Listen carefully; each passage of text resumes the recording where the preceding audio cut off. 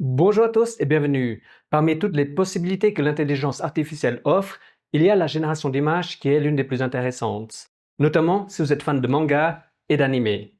Parmi les solutions qui existent, c'est souvent des services en ligne gratuits mais limités, ou alors payants qui peuvent devenir très chers. Si vous êtes toujours en train de chercher une solution, vous n'avez plus besoin de le faire parce que je l'ai trouvé pour vous. Dans ce tuto, je vais vous expliquer comment utiliser Stable Diffusion, qui est simple à installer, gratuit et qui fonctionne en local, donc sans avoir besoin d'Internet. Après l'installation, je vais vous expliquer pas à pas comment générer votre première image. Et à la fin de cette vidéo, vous serez capable de générer ça. Et si vous êtes coquin, restez jusqu'au générique de fin.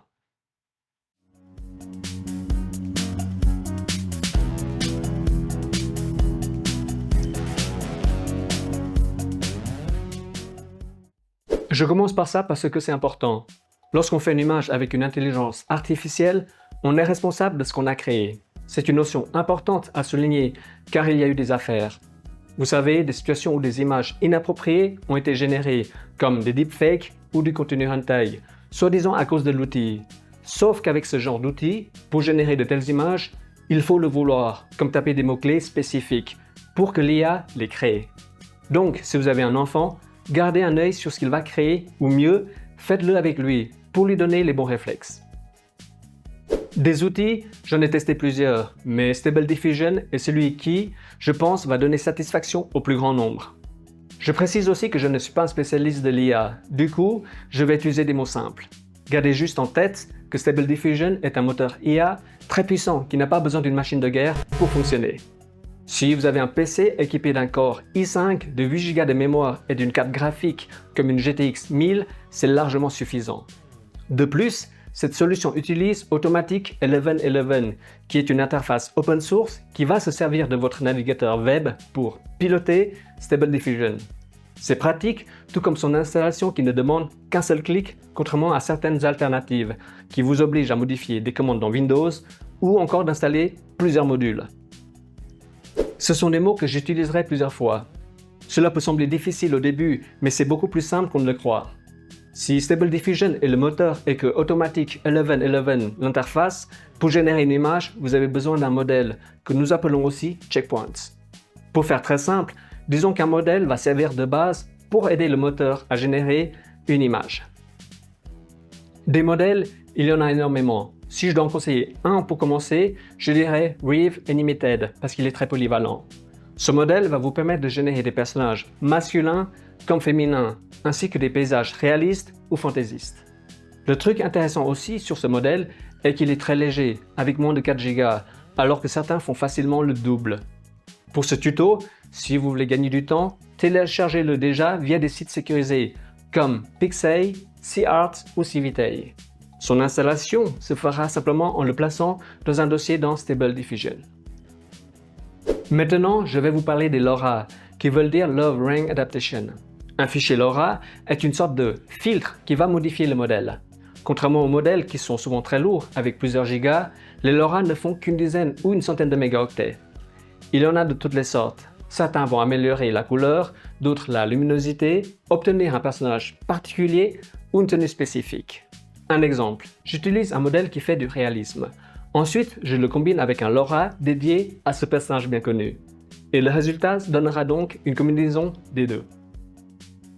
J'ai vraiment simplifié l'explication, mais je pense que vous voyez déjà le potentiel.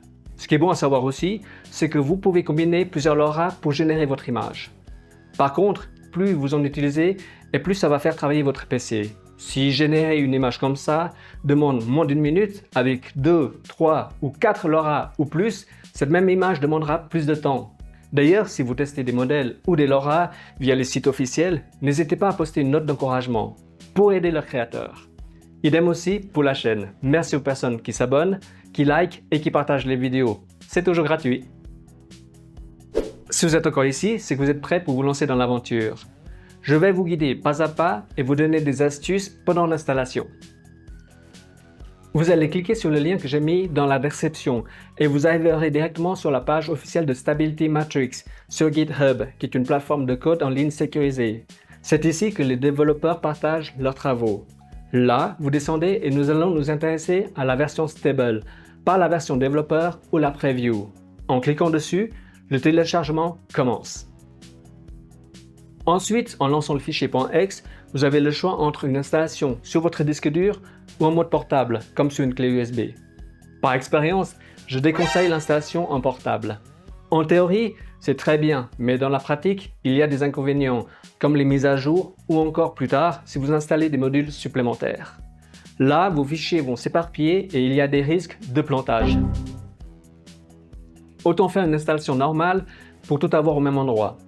Ensuite, dans notre cas, vous devez sélectionner Stable Diffusion Web UI par Automatic 1111 et installer. Pendant l'installation, on va aussi vous demander quel modèle vous voulez installer. Si vous avez suivi mon astuce, vous avez déjà téléchargé le modèle Reeve Animated. Si c'est le cas, vous pouvez simplement fermer cette fenêtre et attendre que l'installation se termine. Par contre, si vous avez fait le choix de télécharger un modèle pendant l'installation, soyez patient parce que cela va rallonger le processus. Une fois l'installation terminée, si vous lancez de nouveau le fichier .exe, vous avez une nouvelle fenêtre qui va apparaître. Prenez juste 5 petites secondes pour cliquer sur la roue mécanique et ensuite cocher cette ligne. Sans aller dans les détails techniques, activer cette option va équilibrer les ressources pour votre ordinateur pour Stable Diffusion. Sauvegardez et cliquez sur Launch. Dans cette partie, je vais vous expliquer l'interface et faire un essai avec vous. Je vous expliquerai aussi quels sont les réglages qui comptent.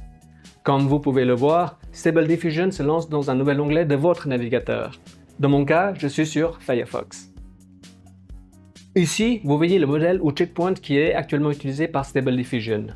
Si vous en avez plusieurs, il vous suffit de cliquer sur le petit triangle et vous aurez accès à la liste. Pour changer le modèle, il suffit de cliquer sur un autre et celui-ci va se charger. Dans mon cas, je reste sur Reeve Animated. Sur tous les onglets disponibles, nous allons rester sur Text to Image parce que c'est le sujet du jour, transformer du texte en image. Dans cette partie, vous avez deux cadres. Celui du haut, Prompt, c'est ce que vous voulez, et celui du bas, Negative Prompt, c'est ce que vous ne voulez pas. Je précise qu'il faut utiliser des mots en anglais, mais ce n'est pas compliqué du tout. Si vous avez du mal avec la langue, utilisez simplement Google Traduction et restez simple. Dans mon cas, je vais écrire ça. Portrait de visage, gros plan, une fille, solo, asiatique, 20 ans, yeux rouges, cheveux argentés, très mignonne, sourire, couronne de fleurs sur la tête et fond bleu. N'oubliez pas la virgule pour séparer chaque mot-clé. Plus les mots sont simples et plus l'IA va l'interpréter rapidement. En résumé, pas besoin d'écrire un roman. Ok, maintenant je passe par Google Traduction et cela donne ça. Dans la pratique, c'est suffisant, mais je vais encore affiner le texte et au final, ça donne ça. Avant de cliquer sur Generate, je vais encore affiner la création. Pour le sampling, je vous recommande le DPM2M, qui reste une méthode sûre. Sinon, dans la liste, vous avez aussi le Euler A, qui est pas mal du tout. Les autres choix ne sont pas très pertinents, mais cela dépend de ce que vous voulez obtenir comme résultat final. Dans Schedule, par défaut, c'est sur automatique. Là aussi, vous pouvez faire des tests pour savoir lequel vous plaît le mieux. Pour ma part, je suis habitué à Keras, qui donne de bons résultats par rapport à mes goûts. Le sampling est par défaut sur le chiffre 20.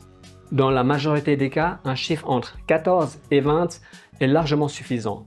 Si je dois expliquer très simplement, plus vous poussez le sampling et plus vous verrez les détails comme les mèches sur les cheveux, les coutures sur les habits, etc. À moins de vouloir générer des images en 4K ou en 8K ultra détaillées, ce n'est pas utile du tout. Je passe directement dans la résolution de l'image qui a son importance. Parce que suivant ce que vous allez choisir, l'IA va essayer de tout mettre dedans. Par exemple, si vous mettez des prompts ou des mots-clés de 50 lignes et que vous lui indiquez le format d'un timbre poste, cela ne va rien donner du tout. Gardez aussi en tête que plus le format sera grand et plus cela va prendre du temps à être généré. Pour cette vidéo, je vais rester sur la taille standard de 512 x 512 pixels. Enfin, vous avez le seed qui est sur -1 par défaut. Qu'est-ce que c'est? Eh bien, à chaque fois que vous cliquez sur le bouton Generate, l'IA va croire que vous voulez une nouvelle image. Mais parfois, vous avez une image qui vous plaît et que vous voulez affiner avec de nouveaux mots-clés, comme par exemple changer la couleur des yeux, des cheveux, etc. Eh bien, en cliquant sur l'icône qui ressemble au signe du recyclage, vous allez générer un code qui va permettre à l'IA de savoir que vous voulez travailler sur ce modèle. Si vous voulez reprendre votre travail plus tard, pensez à noter tous les prompts ou mots-clés, les paramètres et aussi le seed. Une fois que tout est OK, vous pouvez cliquer sur Generate et admirer le résultat qui va se réaliser sous vos yeux. Vous pouvez surveiller le processus de création avec la barre de pourcentage. C'est pratique parce que si vous n'êtes pas satisfait du futur résultat, vous pouvez interrompre le processus. J'ai fait plusieurs tests et voici pour l'exemple une image en DPM2M et LRA avec chacun 20 de sampling. Et voici la même image avec 60 de sampling. Vous pouvez déjà voir que les fleurs ont plus de détails, les yeux ont plus de reflets et il y a un effet de gloss sur les lèvres. Là, je change la taille de l'image pour quelque chose de plus grand, comme du HD. Toujours en gardant les mêmes mots-clés et réglages, et voici pour finir la même image en Full HD. Pas mal, n'est-ce pas? Quand pour les modèles, les fichiers LoRa doivent être placés dans un dossier spécifique. Pour activer un LoRa, vous devez faire deux actions. Recopier dans la fenêtre des prompts les mots spécifiques, appelés trigger words, ensuite mettre le nom du LoRa en lui cliquant dessus. Une petite recommandation sur les prompts, ne les sous-estimez jamais. Pour améliorer la qualité de votre image, pensez à ajouter des mots-clés comme Masterpiece, Best Quality, High Resolution, Amazing Quality, etc. Dans mon cas, je vais ajouter le mot-clé Manga Style, ce qui veut dire que je veux une image de type manga.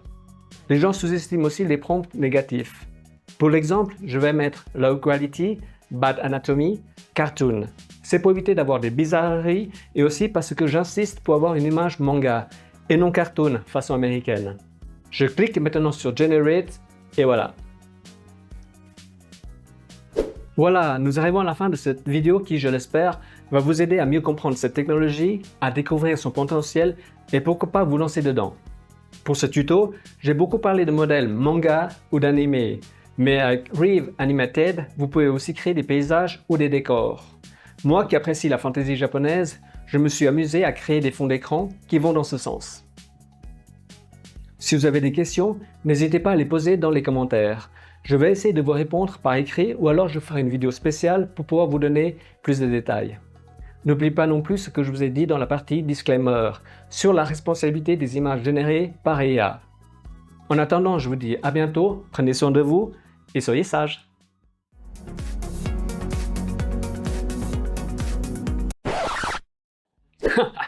Soyez sages. Alors je vais combiner ce modèle qui est anime friendly et je télécharge tous les LoRa des personnages féminins de Saint Seiya. Maintenant je télécharge le pack de dentelle ultime. Saori Kido. Allez, 20 ans, comme ça c'est l'âge légal. Elle c'est plutôt le genre cute avec une couleur lavande. Hilda de Polaris, version gentille. Allez, dentelle couleur blanche. Pandora, c'est couleur violette foncée, plus provocatrice. Et enfin, Phantasos. Alors elle c'est une garce. Rouge directement. Et maintenant, Generate.